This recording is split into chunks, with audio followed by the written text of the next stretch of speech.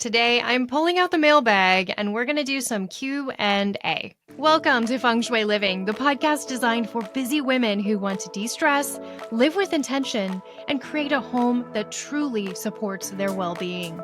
Each week, I'll bring you practical tips, insightful ideas, and simple strategies to enhance both your home and your life. Let's get started. Hello, and welcome to this episode of Feng Shui Living. I am your host, Lisa Morton, and wow, we've been busy. I just wrapped up 2 weeks of book launch parties. I spent last weekend in Cleveland, where I used to live. I had my business for 10 years there, and honestly, a lot of the stories in the books are about clients there. And so I only felt it was appropriate to celebrate there with them and to celebrate with some family and a lot of close friends. So to everyone who came out, I know some of you are listeners, especially some of you West Siders. I met in Rocky River. I met some new friends, and I know you love the podcast. I'm so grateful for your support. If it feels like a whirlwind, and now I'm like, oh my gosh, I can actually breathe, and I can't wait. After this, I am done for the day, and I'm going to get my sweatpants on and a cup of tea and do nothing. I can't wait. But it's just been so nice. So thank you again, everyone, for your support. Today, we're doing Q&A. So I actually had an episode scheduled, an interview scheduled, but you know, sometimes things happen and my guest had to reschedule. So I was like, well, I'll just pull out some questions that have been sitting there waiting to be answered. So I reached in the mailbag and got out 3 questions. So let's get into them. This was submitted by Pamela, and she said, what colors are best for sleep, focus, and relaxation? Overall, I always say any place can typically benefit from grounding, from an earth element. So the colors of beige, tan, browns, and chocolates. But let's go a little deeper because there's a designer side of me that is like, oh, I want more color. So let's get into it. So sleep. Sleep is the number one reason people reach out to me. A lot of people struggle with sleep. So having colors in your bedroom that support sleep is really important. Following Feng Shui, the ideal colors for a bedroom are colors that are close to skin tone. So ivory, beige, peach, apricot, tan, brown, chocolate kind of colors and everything in between. But then if you're like me and you want a little more color, I love to do delicate soft blues and delicate soft greens. One of my favorite colors actually is from Sherwin-Williams, and it is called Sea Salt.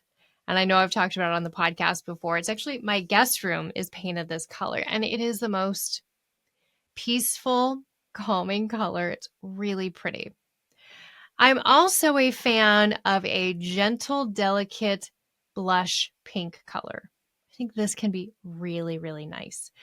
All these colors are going to support you in finding rest and finding relaxation and calm. The colors we want to avoid are too yang, high energy colors, bright oranges, reds, fuchsia colors. These are going to keep you awake. They're going to prevent you from finding that rest and eventually drifting off to sleep.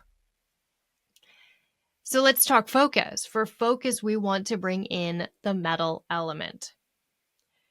The color of gray or white.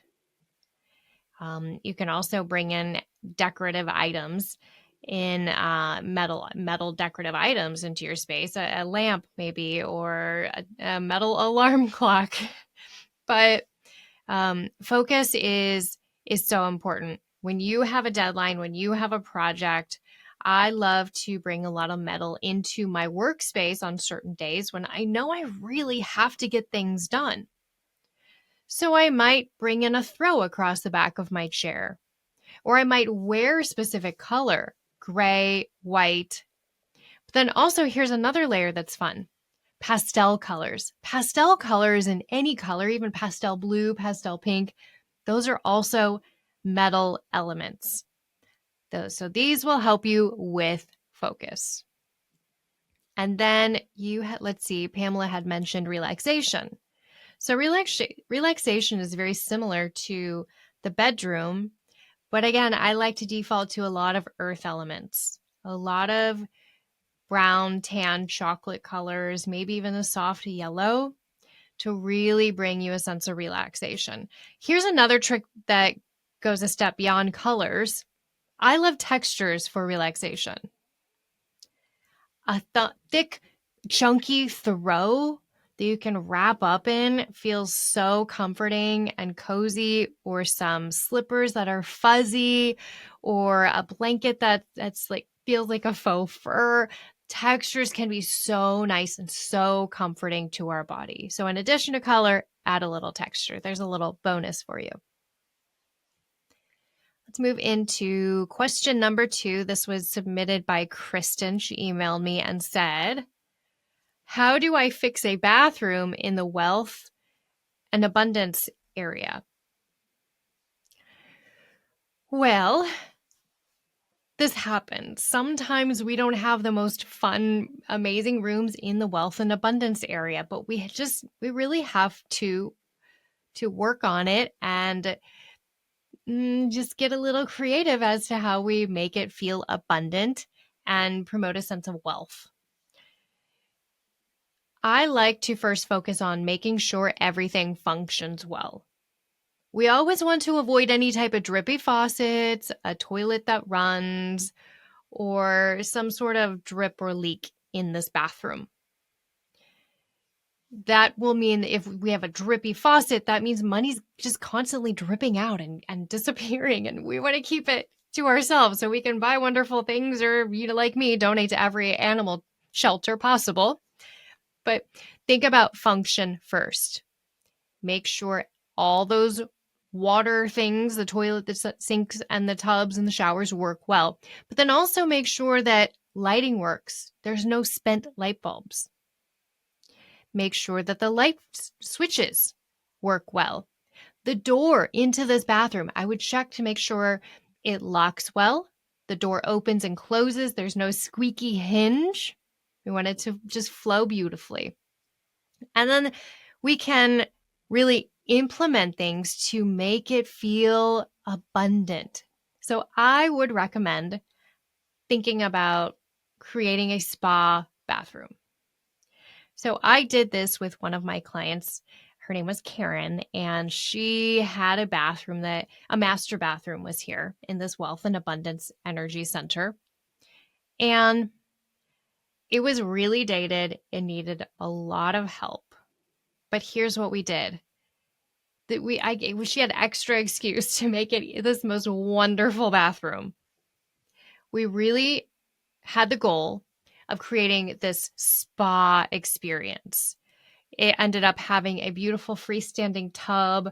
We had a little table with candles and some plants around. We even rolled the towels really beautifully and stuck them in a shelf up above to just add to that spa experience. We got her a diffuser. She had not had a diffuser or worked with essential oils, so I taught her about that. She brought in amazing scents into this spa bathroom. A little eucalyptus, I think some bergamot, maybe some ylang-ylang. Just really calming, spa, luxurious feeling items in this space. Also, I encouraged her to get some new towels because her towels they matched the old bathroom, of course, and it was a great excuse to refresh. So I encouraged her to stretch a little bit and buy some really nice quality towels. I'm a big fan of Cozy Earth. I actually have a discount code with them, which I will post into my show notes. But I love Cozy Earth. I love their bath towels. They dry wonderfully and wash wonderfully. And I've had, oh my gosh, a couple sets of their towels for quite some time. You would never know how old they are. They are just in beautiful, beautiful shape. So I'm a big fan of that. But invest in quality towels. If this was your bedroom, I'd say invest in really high quality sheets if you can and luxurious bedding. But the goal here is to invest and really pamper yourself. I'm not saying you have to blow your entire budget, but just stretch just a bit to take it up a notch. Get the bath oils that are just a step up, or the scrub that's just a step up from what you'd normally buy. I want you to push yourself and experience this luxurious feeling of being in this bathroom and using all your lotions and potions and products. So that is my tip for dealing with having a bathroom in the wealth and abundance gua. Question number 3. Now, this is a really good one. They're all good, but this was interesting. I had to think a bit. Anna asked, what does it mean when a space feels heavy, even though it looks clean and organized? Just because a home is clean and tidy and sparkling, clean, and spick and span does not mean it has good energy. So if your space feels heavy, think about what you can do to shift the energy, not the aesthetics, and not just tidying and cleaning up. A distance space clearing would be ideal. I offer these distance space clearings over on my website. You can also do some work yourself. Smudge with some white sage. Maybe use some sound tools. There's so many different things. My Good She Space Clearing Spritz is a nice option. Water is powerful. And even essential oils. You can diffuse some essential oils, right? These essential oils come from plant. It's a wood element. So it's definitely wonderful for a space. Any of these are going to help, but it is important to address both the energy and the aesthetics of the space for harmony throughout. So that is my answer to Anna, Kristen, and Pamela. I hope you enjoyed these quick Q&A. If you guys ever have a question, you can always respond to the newsletter. My Wednesday newsletter that goes out, you can always respond, and that comes directly to me. Maybe you want to tell me something that happened after you listened to an episode, or you have a request with a question or a topic you'd like me to cover, then please make sure you email me back and let me know. If you don't get my newsletter, be sure to follow the show notes. Head over to purelivingwithlisamorton.com. You can also pop over to Feng Shui Living Podcast Instagram account and message me from there. And of course, it always makes me feel, I'm just like tickled to get emails from you guys. It makes my day. All right. If you have even more questions, then schedule a free 15-minute discovery call over on my website. You aren't committed to anything. We're just going to have a chat for like 15 minutes and see if I can give you some tips to kind of get started, to kind of move forward.